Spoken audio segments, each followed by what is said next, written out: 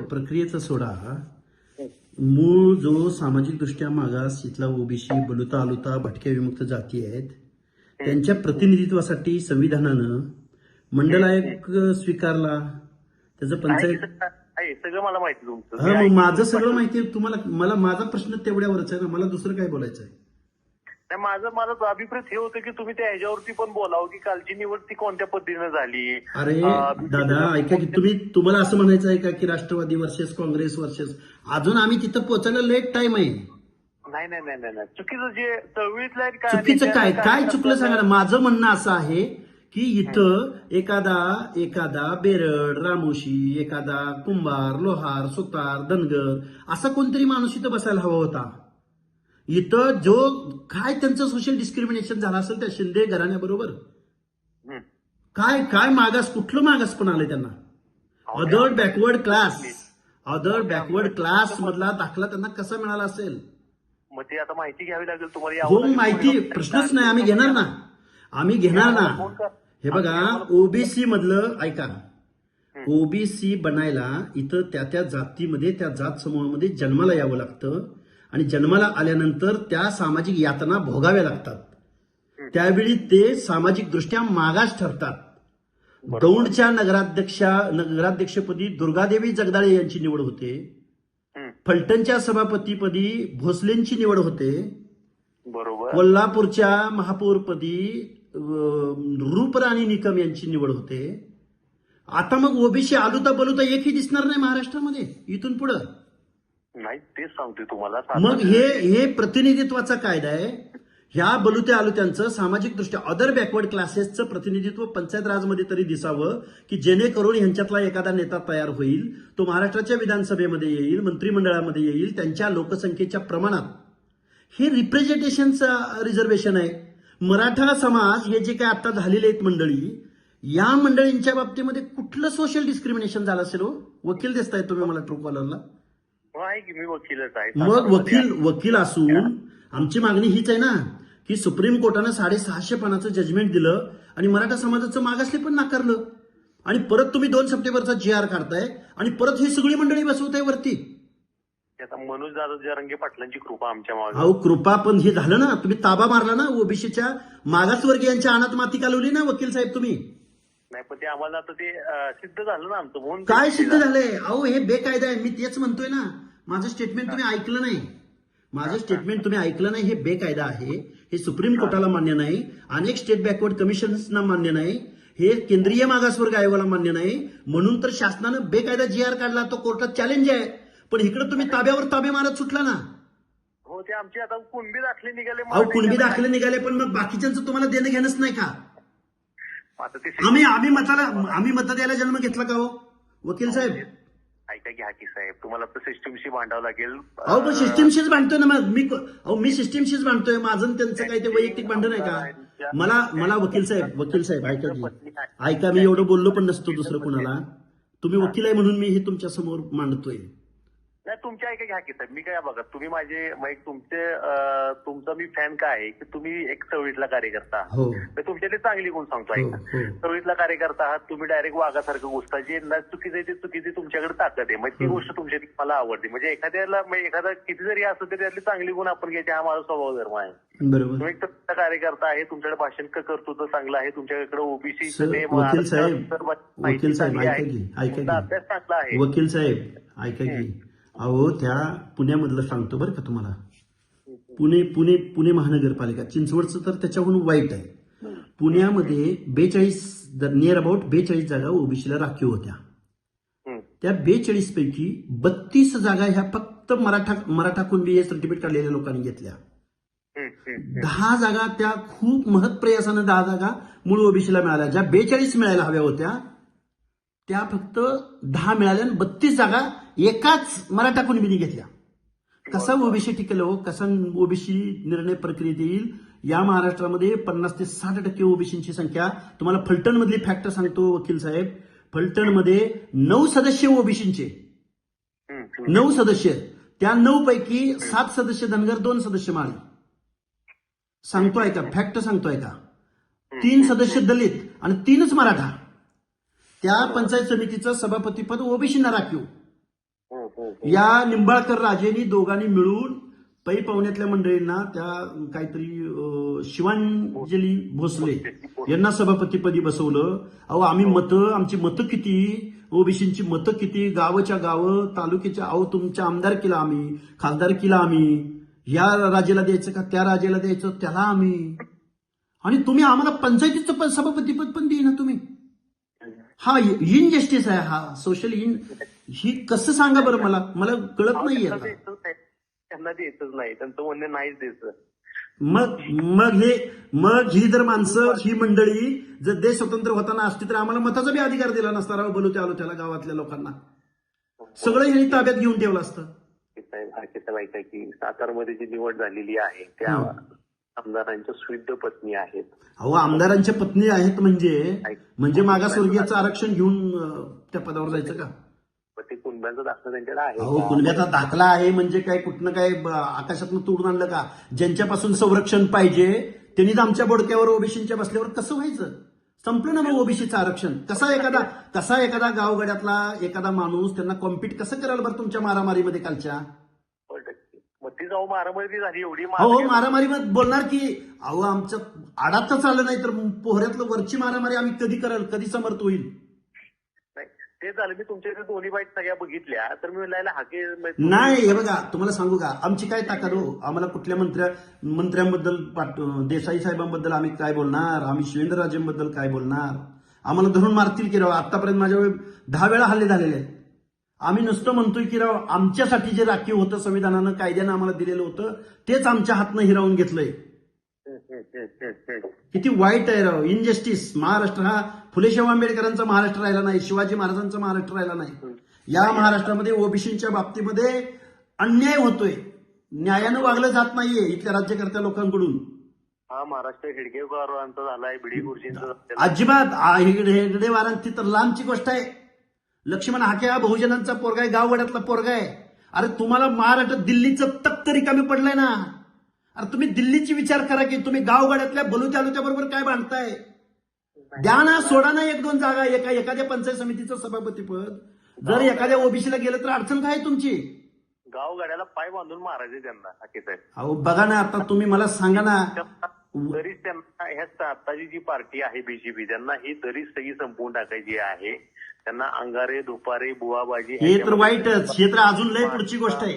तांबोळ्याचा, कोष्ट्याचा, वाण्याचा, नाव्याचा सगळी लोक ही त्या बुवाबाजीमध्ये अडकून ठेवले. मान्य आहे आम्हाला.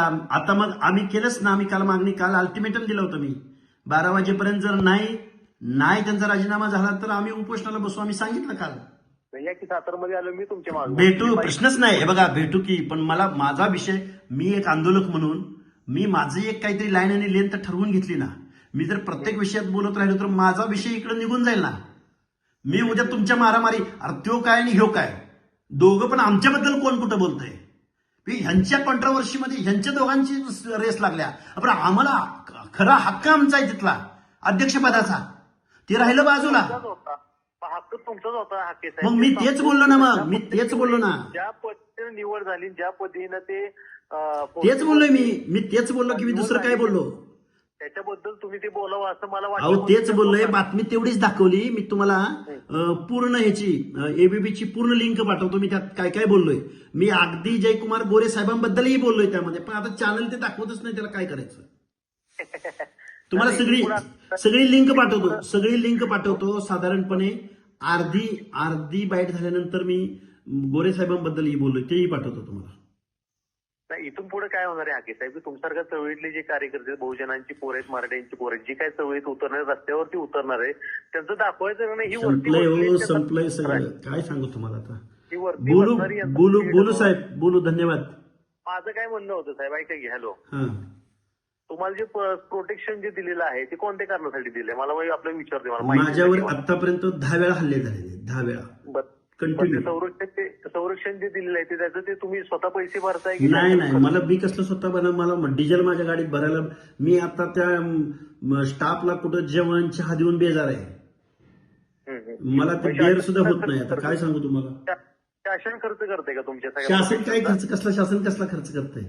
नाही प्रोटेक्शनची कॅनव्हास प्रोटेक्शन म्हणजे जीवाला भीती आहे म्हणून त्यांनी दिलंय. त्यांचे काही त्यांची गुप्त वार्ताचे गेले असतील. आतापर्यंत माझ्या 4 वेळा गाड्या फोडलेल्या आहेत.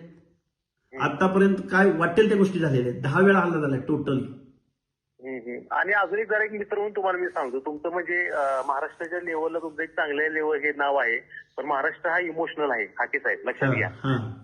तिथं जे म्हणू लागले मी उमेदवार राहणार ते जरा माझ्यासारख्या साहेब पवारच ना वकील साहेब, मला एक सांगा, ही म्हणजे सर्वसामान्य माणसाने दुःख बाळगायचं आणि सुनेत्राताईंनी 3ऱ्या दिवशी जाऊन शपथ घ्यायची. आता कसा घेतलाय काय सांगतो की ऐका की राज्यसभेवरती पार्थदादानं जायचं, शरदचंद्रजी पवारांनी निवडून जायचं. त्या निवडी येते सोडा, त्या टायमिंगला महत्व आहे. सुप्रियाताईंनी स्वतःच्या मुलीच्या लग्नाचं डिक्लेरेशन सुद्धा ह्या काळात केलं. आम्ही सर्वसामान्य माणसांनी दुःख व्यक्त करायचं का? तुम्ही प्रोफेशनल राजकारण करणार. तेव्हा हाके साहेब तुमचं टायमिंग चुकलं, ते तुमचं टायमिंग चुकलं. तेव्हा काय झालं की माझ्यासारखा जो तुमचा फॅन क्लब मधला होता का शिकलेला सवरलेला, ते जर तुमच्यावर मत दूषित झाले की तुम्ही मुद्दाम ते पवारांना टार्गेट. अहो मी कशाला पवारांना टार्गेट करू? हे बघा साहेब, ऐका की माळेगाव कारखान्याचं अध्यक्षपदी त्यांनाच पाहिजे, रयतचे अध्यक्ष त्यांनाच पाहिजे, शिवप्रसारक शिक्षण मंडळीचं पण त्यांनाच पाहिजे. आणि ऐका की कम्प्लीट करू दे की मला. राज्यसभेवरही त्यांना जायचं आजा नातूंना, आणि ताईंनाही उपमुख्यमंत्री पद, आपल्या सुप्रियांनाही तेच, आणि पुन्हा आपल्या रोहित पवारांना बी तेच. अरे ते जाचक आहेत, तिथं जगताप आहेत, तिथं तावरे आहेत, त्यांना तरी कारखाना तरी सोडा की ऍटलिस्ट. सिस्टीम आहे, व्यवस्था आहे. आम्ही भावनिक बनायचं आणि ह्यांनी प्रोफेशनल राजकारण करायचं. हे कसं वाटतंय बरं वकील साहेब तुम्हाला? वाटतंय ते बरोबर तुम्ही म्हणताय, बरोबर आहे. पण काय झालंय की तुम्ही तिथे जाऊन ते म्हणताय की नाही, मी जाऊन म्हणजे माझा क्राऊड आहे ना तिथं. अरे आम्हाला तुम्ही मोजतच नाही. पिढ्यानपिढ्या आम्ही राष्ट्रवादीचा बेस वोट म्हणून काम केलं. पिढ्यानपिढ्या. पारगाव खंडाळा घ्या, वाई घ्या, कवटेमंकाळ घ्या, बारामती घ्या, इंदापूर घ्या. काय धनगरांनी चूक केली? एका विधानसभा कन्स्टिट्युन्सीमध्ये लाख मतदान धनगरांचं. पवार साहेबांनी जेव्हा राष्ट्रवादी स्थापन केली तेव्हापासून धनगर राष्ट्रवादीच्या मागे आहे. तुम्ही अहो साहेब, पवार साहेब, तुम्ही 15 जागा घ्या ना तुम्ही. अरे 2 जागा तरी धनगरांना सोडा. विषय काय आहे तुम्ही एक लक्ष द्या. तुम्हाला जर लॉंग लाईफ लंबी रेस्का घोडा जर हे बघा पवार साहेब, मी मोरे माझं आडनाव मोरे बर हा ऐका की लंबी रेस्का तुम्हाला जर घोडा व्हायचा असेल तर तुम्हाला प्रत्येक वेळी मी वाघ आहे हे जगाला सांगायची गरज नाही. हे बघा साहेब, वाघ आहे लक्षात घ्या साहेब. मी महामानव काशीरामांचा विचार फॉलो करतो बरं का. बहुजनांना एकत्रित आणून त्यांनी सत्तेचं तख्त बदललं उत्तर प्रदेश सारख्या राज्यामध्ये. हा तर फुले शाहू आंबेडकरांचा महाराष्ट्र आहे, छत्रपती शिवरायांचा महाराष्ट्र आहे, की जिथं सोशल इंजिनिअरिंगची भूमी म्हणून ज्या भूमीला बघितलं जातं तो महाराष्ट्र आहे. पण ह्या पहिल्या 18 पगड जातींना जोपर्यंत मी पॉलिटिकली लिटरेट बनवत, म्हणजे लिटरसी त्यांची वाढवत नाही, साक्षरता, तोपर्यंत हे कारखानदारच महाराष्ट्राच्या बोडक्यावर बसणार. सत्ता कोणाचीही असू, ते जाऊन भाजपची आली तिथं जाऊन मंत्री होणार, काँग्रेसची आली तिथं जाऊन मंत्री होणार. अरे सर्वसामान्यांचं काय? अर्धी लोकसंख्या ओबीसीची आहे साहेब. कालच्या बजेटरी अधिवेशनात अर्धा% बजेटमध्ये तरतूद आहे ओबीसीच्या सामाजिक न्याय हक्काच्या योजनासाठी. माझं ज्यांनी बजेट मांडलं महाराष्ट्र राज्याचे लाडके मुख्यमंत्री, तेच बोलतोय ना मी. त्यांच्या विरोधात तुम्ही त्यांच्या अहो साहेब, तुम्ही माझ्याकडे बघण्याचा दृष्टिकोन, अहो मी मुख्यमंत्र्याचे मांडलं बजेट मुख्यमंत्र्यांनीच ना, त्याच्यावरच बोलतोय ना मी दुसरं कोणाला कशासाठी बोलू? ऐका की दादा जसे अर्थसंकल्प मांडायचे तसं तुम्ही दादांची विरोधात बोलायचं किंवा दादा ह्याचा ओबीसीवर अन्याय करतात, हे करतात, ते करतात, तसं तुम्ही मुख्यमंत्र्यांची विरोधात. मुख्यमंत्री आता बजेट कुणी मांडलं साहेब? आताचं बजेट मुख्यमंत्र्यांनीच मांडलं. मी आता बोललोय म्हणजे दुसऱ्याला बोलायचा काय संबंध येतो माझा? अजितदादांच्या ह्याच्यात जसं दादांवर कधी काय? हे बघा विषय असा आहे, निवडणुका असतात. ते जर प्रोफेशनल राजकारण करत असतील तर सामान्य माणसाने का भावनिक व्हायचं? हे माझं बोल कुणाला पटणार नाही. भोळी बाबडी माणसं आहेत आमची माणसं म्हणली, हाके सर अहो आपल्या समाजाला नावं ठेवतेली. अरे म्हणलं तुम्ही दुःखात नावं ठेवणारच आहेत म्हणलं. अरे पण सुखात तर तुम्ही कधी क्रांती केल्या म्हणलं. आजपर्यंत काय दुःखदच घटना होत्या काय? त्यावेळी मी तुम्ही शब्दच घालताय ना. या सिस्टीमच्या विरोधामध्ये आवाज उद्याच्या 2029ची नांदी जर तयार करायचं असेल बॅकग्राऊंड, तर तुम्हाला 1 सेकंद 1 तास महत्वाचं आहे. की जो तुम्हाला इथल्या व्यवस्थेच्या विरोधामध्ये जी संधी भेटती, जी स्पेस भेटती, तिथं तुम्ही आवाज उठवला पाहिजे. काँग्रेस म्हणते सरकार बाद आहे, सरकार बाद आहे, सरकारच्या विरोधात काम केलं पाहिजे. अरे तुम्ही रस्त्यावर कधी उतरणार? शेतकऱ्यांच्या प्रश्नावर कधी बोलणार? या मागासवर्गीयांच्या प्रश्नावर कधी बोलणार? आणि कसं तुम्हाला कोण लोक निवडून देणार?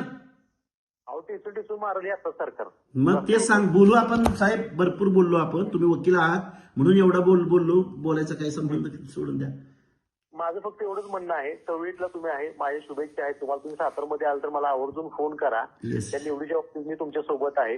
फक्त धन्यवाद. तुम्ही प्रत्येकी सांगू नका की मी वाघ आहे. अरे मला सांगायचं, अहो माझं वडील पण ग्रामपंचायती सदस्य नाही, मी असायचा तर प्रश्नच नाही. ऐका की साहेब, गोपीचंद पडळकर आमदार आता जे जसचे आहेत ते जसं पवार कुटुंबावरती बोलायचे. फक्त हे पवार बघा कुटुंब. साहेब पवार कुटुंब. ऐका महाराष्ट्राचं राजकारण ज्या पॉइंटवरून ठरतं त्याच पॉइंटवर होणार ना हो ॲलिगेशन. दुसरं कसं कुणावर बोलणार आम्ही? मुख्यमंत्री आहेत. अहो हो, की मग राजसत्ता ज्यांच्या ताब्यात असते त्यांच्या विरोधात. कुणी सांगितलं तुम्हाला मी मुख्यमंत्र्यांच्या विरोधात बोलत नाही म्हणून? मी आठवड्यातल्या किती बाईट पाठवतो तुम्हाला? नाही, तुमची धार दिसत नाही अहो मुख्यमंत्री. धार म्हणजे आता कशी धार आणू? धार कशी आणू ते सांगा. नाही दिसत नाही मला. बरं, येईल दिसन तुम्हाला, दिसन सगळं.